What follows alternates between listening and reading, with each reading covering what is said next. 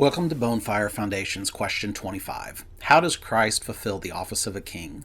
This is Dr. Kevin T. Goddard bringing you answers to the basics of Christianity. Today's question is, how does Christ fulfill the office of a king?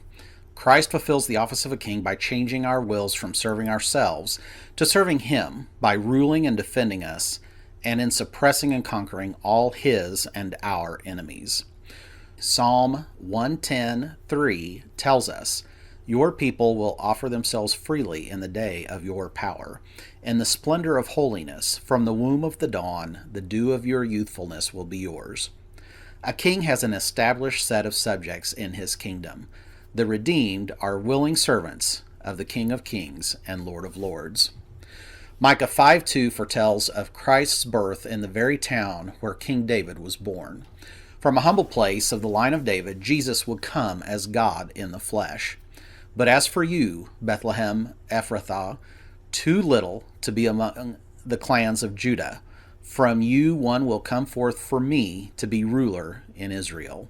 His times of coming forth are from long ago, from the days of eternity. It is common to see kings sitting on a throne above their subjects. When a subject kneels, they are lower than the king's feet. A conquered enemy may find the king placing his foot on the enemy's neck to emphasize the enemy's total subjugation to the king.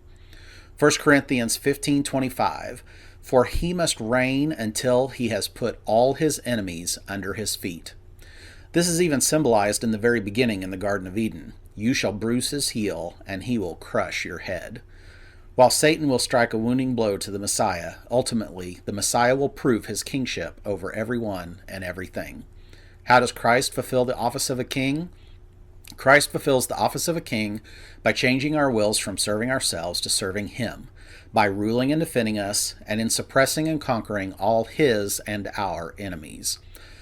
With distribution now active on Spotify, Apple, Google Play, and others, it is more important than ever that you like, follow, subscribe, and rate this podcast so that it gets recommended to listeners in the app and they are more likely to find it and hear the good news of Jesus Christ through the study of God's Word.